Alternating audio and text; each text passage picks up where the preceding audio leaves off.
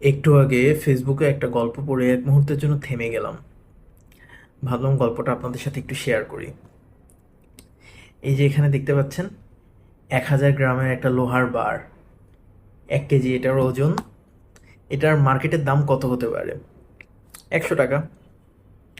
এই 100 টাকা আর 1 কেজির একটা লোহার বারকে যখন আমরা ছোট ছোট সেলাই করার সুইয়ে পরিণত করি, তখন সেটার দাম কত হয়? ধরেন এখান থেকে 10,000 সুই যদি তৈরি করা হয় তাহলে 10,000 টাকা। এখন এই লোহার বারটাকে গলিয়ে যদি আমরা ঘোড়ার পায়ের, ওই যে হর্স শু বলে, সেই ঘোড়ার পায়ের পাদানি তৈরি করি, তখন সেটার দাম কত হয়? তখন সেটা 4টা পায়ের জন্য 40,000 টাকা পর্যন্ত হয়। এখন আবার এই 1000 গ্রামের 1 কেজির লোহার বারটাকে গলিয়ে আমরা যদি ঘড়ির মধ্যে ছোট ছোট যেই সূক্ষ্ম যন্ত্রপাতি থাকে না, বিভিন্ন রকমের ডায়াল কাটা, সেগুলোয় পরিণত করি, তখন সেটার মূল্য কত হয়? একটা ঘড়ির দাম প্রায় লাখ টাকার মতো হয় দামি ঘড়িগুলোর ক্ষেত্রে। সেই ছোট্ট একটা লোহার বার থেকেই কিন্তু এই দামি ঘড়িগুলো তৈরি হচ্ছে।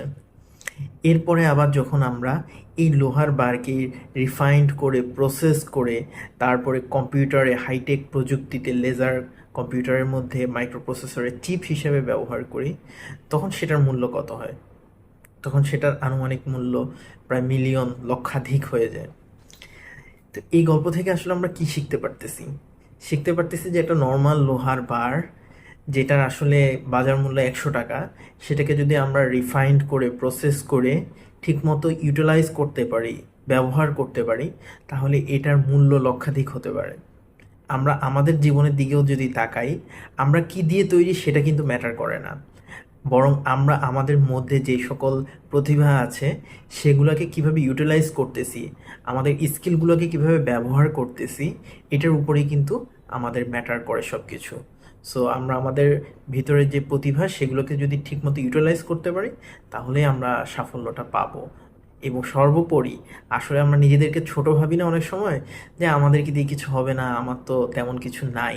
কিন্তু আমরা যা আছে সেটাকে যদি ঠিকমতো ইউটিলাইজ করতে পারি, তাহলে আমাদেরকে সবাইকে গোল্ড হইতে হবে না, একটা লোহার বারকেও কিন্তু লক্ষাধিক টাকায় বিক্রি করা যায়। ধন্যবাদ সবাইকে।